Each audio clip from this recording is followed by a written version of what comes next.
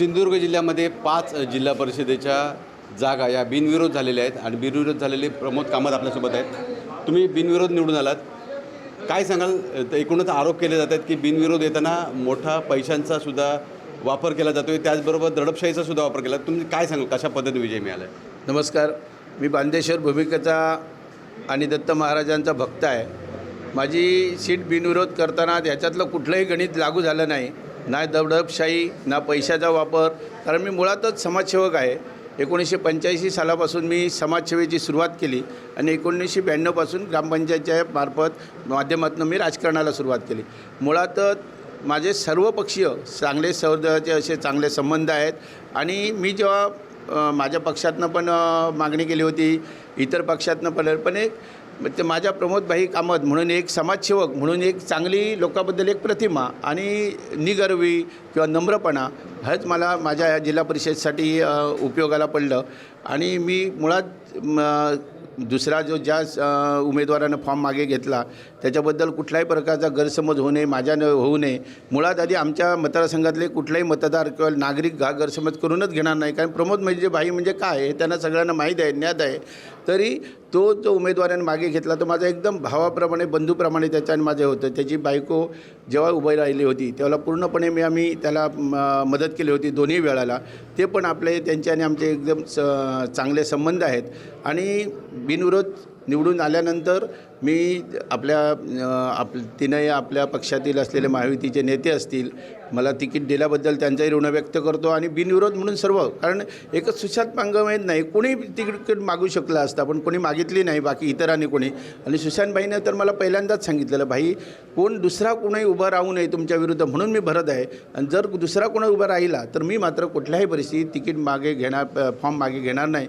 मी जो घेईन तो तुमच्यासाठी। आणि हे मला दत्त महाराजांचा तुम्ही भक्त आहे, तो पण दत्त महाराजांचा भक्त आहे। आणि त्याने मला हेही सांगितलं, पुढच्या 5 वर्षात किंवा जिथे जिथं तुम्हाला माझी समाजसेवेची गरज असेल ते मी तुम्हाला 100% तुम्हाला मदत करेन। आणि हे मी समाजसेवक असल्याने मी एक सांगतो साहेब, की मी माझा पक्ष, माझी महायुतीतील जे काय असलेलं हे ते वाढवण्यासाठी 100% प्रयत्न करेन। कारण महायुतीतला घटक पक्षाचा मी कार्यकर्ता आहे, माझा पक्ष वाढवण्याचा प्रयत्न करेन। तुम्ही आता बिनविरोध झालात, आणखी काही बिनविरोध येण्यासाठी तुमच्याकडून काही प्रयत्न केले जाणार की अजून काही बिनविरोध जिल्ह्यामध्ये येऊ शकतात का? अजून जिल्ह्यात माझ्यासारखे चांगले उमेदवार असतील किंवा ज्यांच्यावर विश्वास असेल तर 100% ते बिनविरोध होतील। आणि ही संख्या उद्या संध्याकाळी 4च्या नंतर वाढलेली दिसेल। पण माझ्याकडनं कुठलाही प्रयत्न किंवा अशी दडपशाही किंवा आर्थिक हे आम्ही करत नाही, का आमच्या मुळातच ते रक्तात नाही आणि स्वभावातही नाही। पण मला खात्री आहे की इतर पक्ष जे जिल्ह्यात आहेत किंवा आपल्या तालुक्यात आहेत ते अजूनही बिनविरोध होतील आणि ह्याची संख्या उद्या रात्री संध्याकाळी 5च्या नंतर वाढेल। जिल्हा परिषदेच्या एकूण जगातलं 50 जागांसाठी निवडणूक होते, काय वाटतं कसं चित्र असू शकेल जिल्हा परिषदेचं? 100% महायुतीचीच पूर्णपणे आपली सत्ता येईल। जिल्हा परिषदेची शिवसेना भाजप राष्ट्रवादीची हे आहे आणि जे शिवसेना भाजप राष्ट्रवादीची जास्तीत जास्त सीट ह्या आपल्या येणार। आणि कुठेही बंडखोरी झाली, काही जरी झाली तरी आमच्या भारतीय जनता पार्टीमध्ये एक शिस्त आहे किंवा महायुतीमध्ये शिस्त आहे, पक्षाच्या ह्याच्याबद्दल अधोरेखित भीती आणि आदर आहे नेत्यांबद्दल। त्याच्यामुळे कोणी बंडखोरी करणार नाही। उद्या संध्याकाळ दुपारपर्यंत मागे घेतील आणि जर कोणी आपला फॉर्म ठेवला तर आम्हाला माहिती आहे आपली पक्ष संघटना मजबूत आहे भाजप पक्षाची, महायुतीची। त्याच्यामुळे असलेले 100% 50पैकी 50 आमच्या निवडून येण्यावर आम्हाला ठाम विश्वास आहे। आणि तिथं असलेल्या महायुतीचा पंचायत समिती आणि जिल्हा परिषदेवर आमचा झेंडा 100% लागेल आणि सत्ता आमचीच असेल। अगदी शेवटचा प्रश्न, काय वाटतं की बांधा जिल्हा परिषदेला अध्यक्षपदाची किंवा सभापतीपदाची काही संधी मिळावी असं वाटतं का?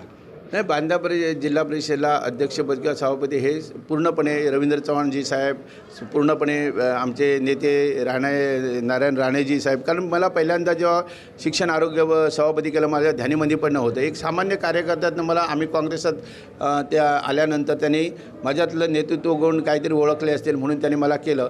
मला खात्री आहे की असलेले आमचे नारायण राणेसाहेब, निलेशजी राणेसाहेब, नितेशजी राणेसाहेब असतील, रवींद्र चव्हाणजी साहेब असतील, काय असेल त्यांच्या मनात असेल माझ्याबद्दल काय कार्यकर्ता म्हणून जे हे असेल त्याचे मला न्याय देतील किंवा काय असेल। आणि जो काय असेल मी काय मागणार नाही, पण जे काय असतील तो माझ्यावर विश्वास ते देतील। आणि जर त्यांनी माझ्यावर विश्वास केला तर त्यांच्यावर 100% तो विश्वास सार्थ ठेवण्यासाठी मी प्रयत्न करेन आणि त्या पदाला न्याय देईन, ह्याच्यापूर्वीच्या पदाला न्याय देणार।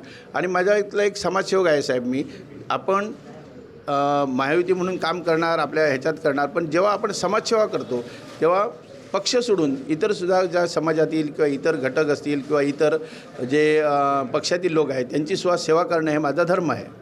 नक्कीच. तर हे होते प्रमोद कामत, ते बिनविरोध निवडून आलेत. मात्र जर बघितलं तर या ठिकाणी आरोप होत आहेत की ज्या बिनविरोध निवडी होत आहेत त्या पैसे किंवा दाढ दपटशाहीच्या असं पद्धतीने निवडी होतात अशा पद्धतीचा आरोप होतो आहे. मात्र प्रमोद कामत म्हणतात की मी कुठल्याही प्रकारच्या पैशाचं प्रलोभन न देता मी बिनविरोध निवडून आलेला आहे. विकास गावकर, TV9 मराठी, सिंधुदुर्ग, बांदा.